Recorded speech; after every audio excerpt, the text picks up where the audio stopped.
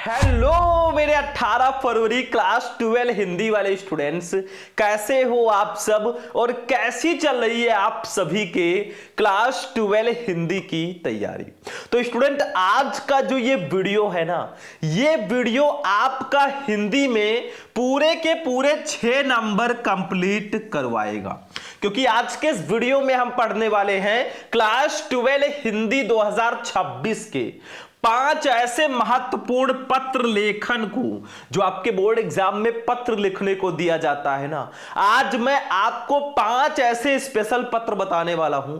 अगर आप ये 5 पत्र पढ़कर चले जाते हैं ना, तो 18 फरवरी को एग्जाम में आपका 6 नंबर 100% फिक्स हो जाएगा। और इस वीडियो में मैं आपको वही पत्र बताऊंगा जो डायरेक्टली आपके बोर्ड एग्जाम में आएंगे, डायरेक्ट पेपर में छपेंगे। मैंने पिछले साल भी ये वीडियो बच्चों को दिया था, लाखों बच्चे इस वीडियो से 6 नंबर अपना कंप्लीट किए हैं। तो आज आप भी कंप्लीट कर लो, थोड़ा सा समय निकालकर ये 6 नंबर कंप्लीट कर लो। हर साल बोर्ड एग्जाम में ये पत्र पूछे जाते हैं, तो ज्यादा टाइम हम वेस्ट नहीं करेंगे। आप लोगों से एक ही रिक्वेस्ट है भैया कि बस वीडियो को आप लोग ज्यादा से ज्यादा लाइक करना, चैनल को सब्सक्राइब करके रखना, क्योंकि हमारे चैनल पर आपको सारे सब्जेक्ट के इंपॉर्टेंट क्वेश्चन आंसर मिल जाएंगे। ठीक है, तो चलिए एक एक पत्र को समझते हैं।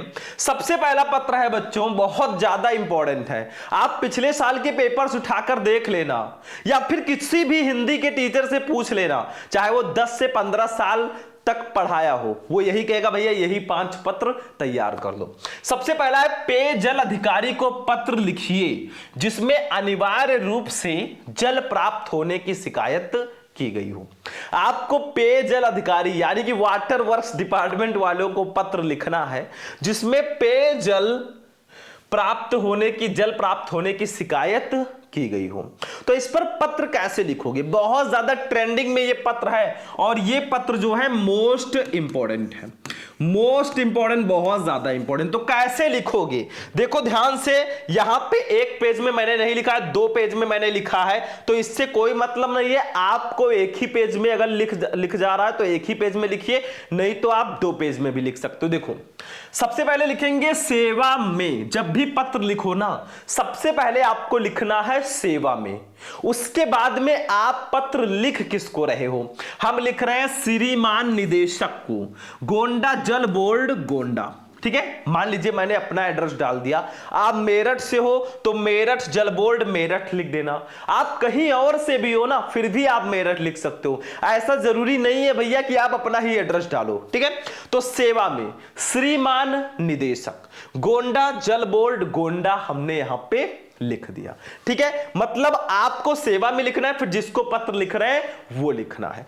फिर आप किस विषय पर पत्र लिख रहे हैं भाई, आप क्यों पत्र लिख रहे हैं, आपका सब्जेक्ट क्या है, किस विषय पर, किस टॉपिक पर आप पत्र लिख रहे हो। तो देखो, पेयजल अधिकारी को जल आपूर्ति हेतु प्रार्थना पत्र हम लिख रहे हैं। मतलब पेयजल अधिकारी जो हैं उनसे वाटर सप्लाई यानी कि जल आपूर्ति के लिए हम प्रार्थना पत्र लिख रहे हैं। तो विषय लिखना बहुत जरूरी है। फिर एक काम करना, आप लोग ध्यान से समझो, महोदय लिखना और अपना पूरा जो प्रॉब्लम है वो आपको अब लिखना है। लिख दो, मैं आपका ध्यान बालेश्वरगंज गोंडा में पेयजल की अनियमित जल आपूर्ति की ओर आकर्षित कराना चाहता हूं।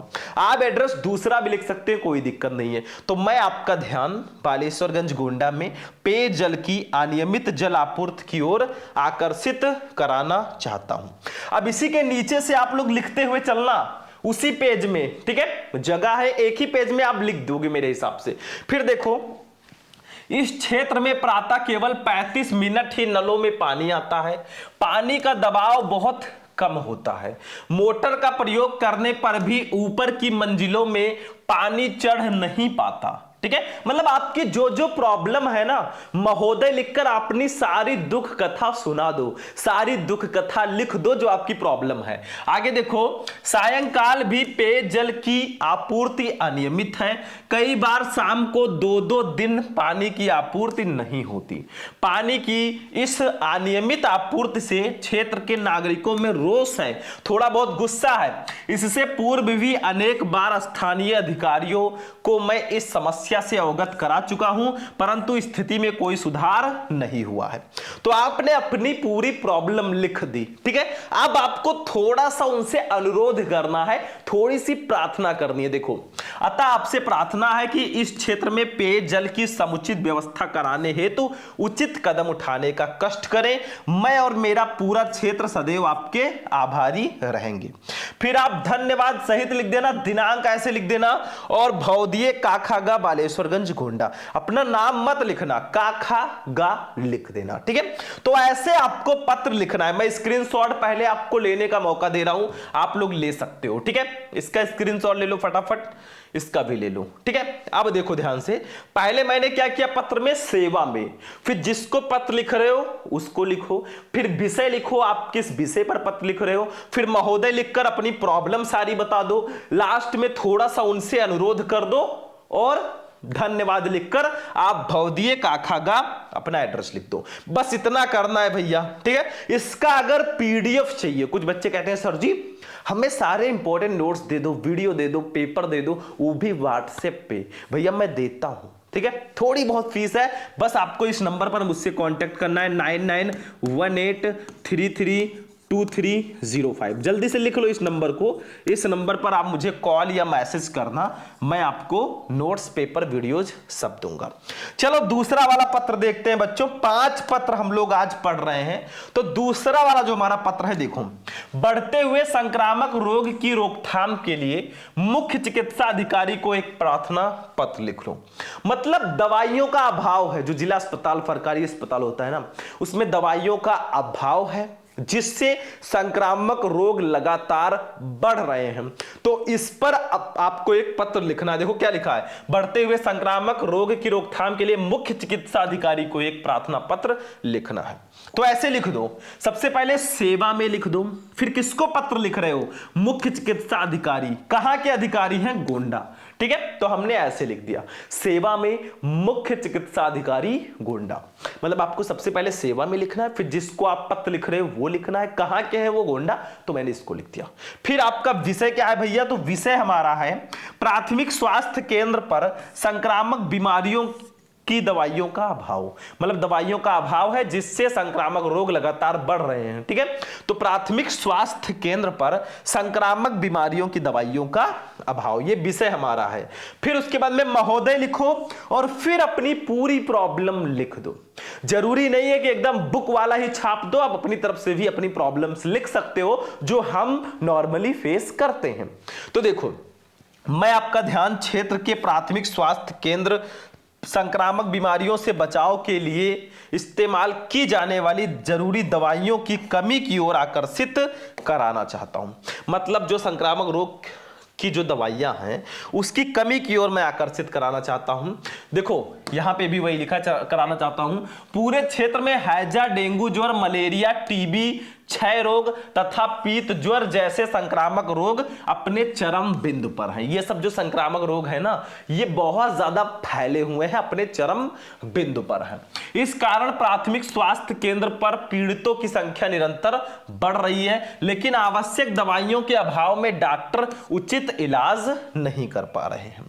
डॉक्टरों द्वारा पीड़ितों को इलाज हेतु बाहर से लिखी जा रही दवाइयां इतने ऊंचे मूल्य पर मिल रही हैं जो आम जन की पहुंच से बाहर है। मतलब जो बाहर से दवाई मंगाना चाहता है ना, इतना हाई उसका रेट है, कॉस्ट है, कि वो आम आदमी के लिए पॉसिबल नहीं है, ठीक है। इस कारण पीड़ितों की संख्या में कमी नहीं आ पा रही है।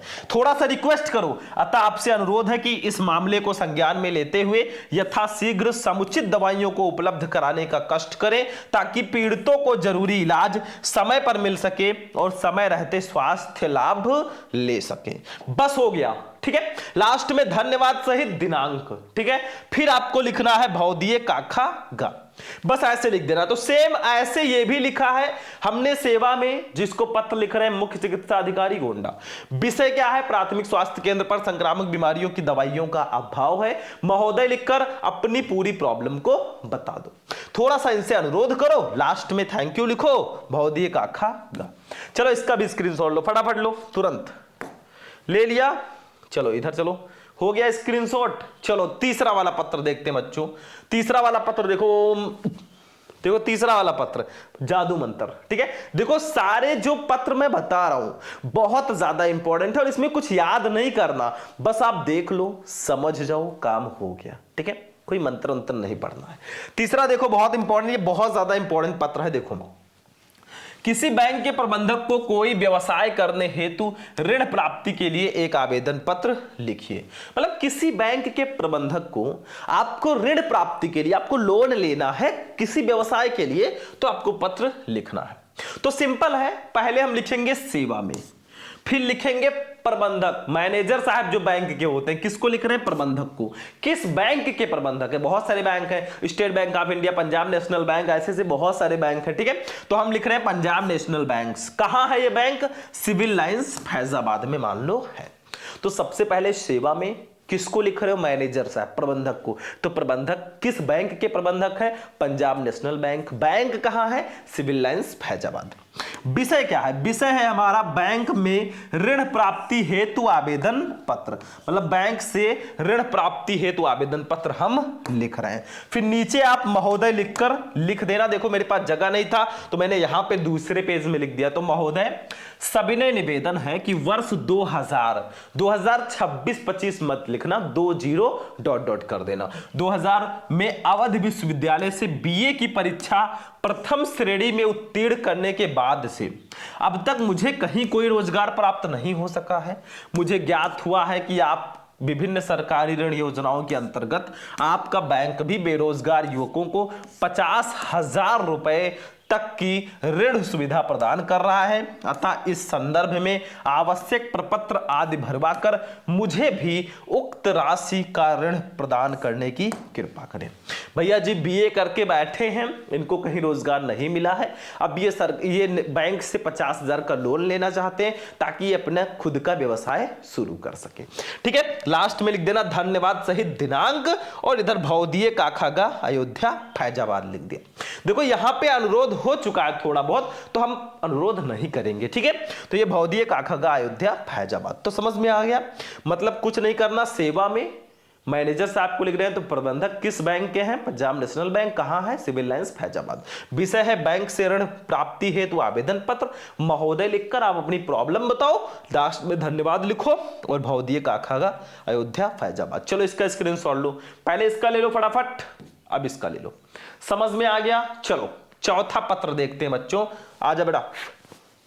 ये देखो चौथा पत्र क्या है, ध्यान से समझो। अपने गांव अथवा शहर की बिजली समस्या हेतु उचित अधिकारी को एक पत्र लिखिए।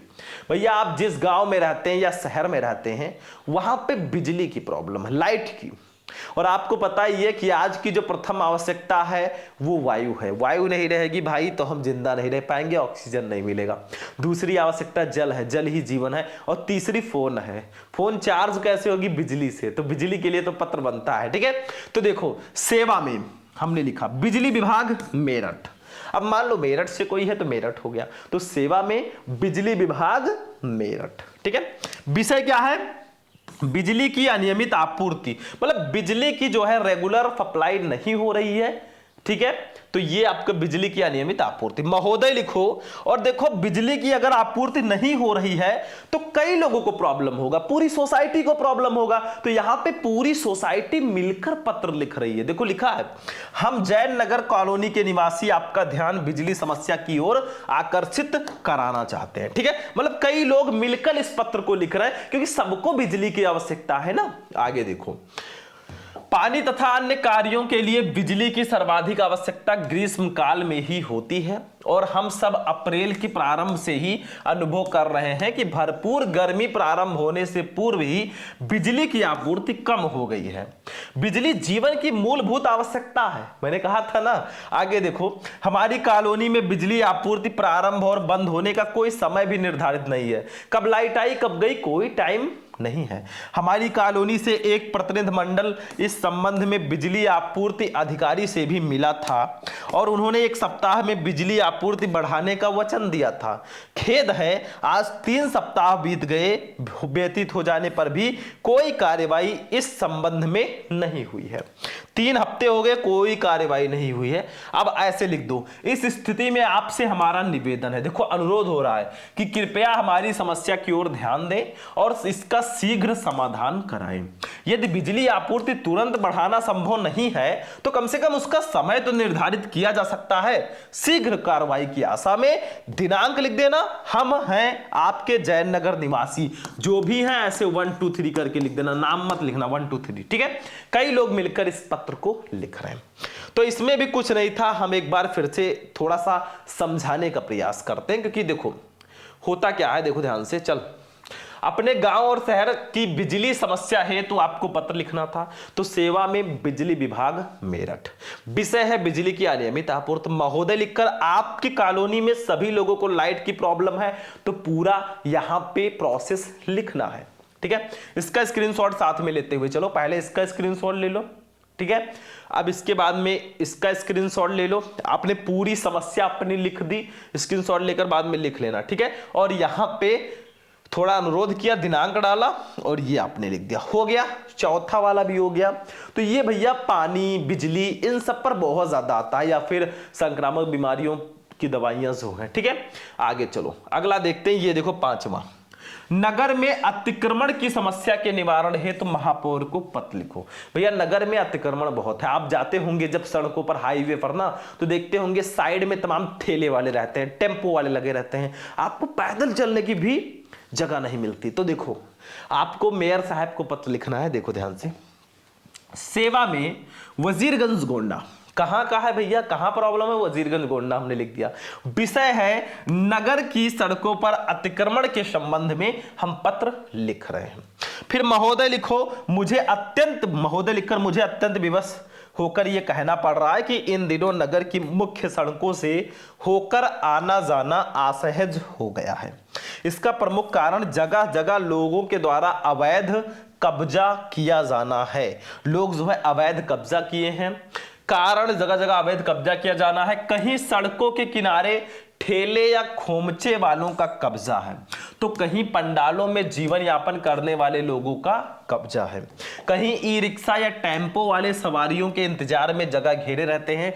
ज्यादातर दुकानदारों ने सड़क के किनारे नाले को पाट कर दुकान को विस्तार दे दिया है। ऐसी स्थिति में सड़कों पर वाहन तो क्या, पैदल चलने वालों के लिए भी जगह नहीं है। नगर पालिका की ओर से पिछले वर्ष अतिक्रमण हटाने के प्रयास किए गए थे, किंतु इन स्थानों पर लोगों द्वारा पुनः कब्जा कर लिया गया। अतः आवश्यक है कि ऐसे लोगों से सख्ती से निपटा जाए और पूरे नगर में अतिक्रमण के विरुद्ध एक व्यापक अभियान चलाया जाए एवं नियम तोड़ने वाले के खिलाफ कठोर कार्रवाई सुनिश्चित की जाए। फिर मुझे आशा है कि आप इस दिशा में शीघ्र ही कोई ठोस कदम उठाएंगे। मैं और मेरा पूरा क्षेत्र सदैव आपके आभारी रहेंगे। धन्यवाद सहित दिनांक और भौदिये लिखकर काखागा लिख देना, ठीक है। तो समझ में आ गया, कुछ है नहीं, एकदम सिंपल सा है। वही सेम प्रोसेस सारे पत्र में होता है। देखो सेवा में कहां प्रॉब्लम है, वजीरगंज गोंडा हमने लिख दिया, आप कोई भी एड्रेस डाल सकते हो। विषय है नगर की सड़कों पर अतिक्रमण के संबंध में महोदय लिखकर आप अपनी सारी प्रॉब्लम बता दो भाई, कि सड़क के किनारे ठेले वाले, खोमचों वाले, इन सबका कब्जा है, पंडालों में लोग रहते हैं, सवारी के चक्कर में टेम्पो वाले और ये ई रिक्शा वाले जगह घेरे खड़े रहते हैं। सारी प्रॉब्लम बताओ और लास्ट में थोड़ा उनसे अनुरोध करो, काम हो जाएगा। समझ में आ गया, ये पत्र वाला भी समझ में आ गया। आगे बढ़े तो स्टूडेंट फाइनली जो आज का हमारा क्लास होगा वो यहीं पर फिनिश होगा। मैंने आपको हिंदी के 5 सबसे इंपॉर्टेंट वाले पत्र बताए हैं, इनको जरूर तैयार कर लेना। हाँ, अगर आप चाहते हो तो और भी जो आपके मन में पत्र हो तैयार कर लेना, लेकिन इन 5 को जरूर तैयार कर लेना। वीडियो कैसा लगा, वीडियो पसंद आया बस वीडियो को लाइक कर देना, चैनल को सब्सक्राइब कर लेना, बाकी हम आपके लिए कर देंगे। चलिए फिर मिलते हैं किसी नेक्स्ट वीडियो में नेक्स्ट टॉपिक के साथ। तब तक के लिए जय हिंद।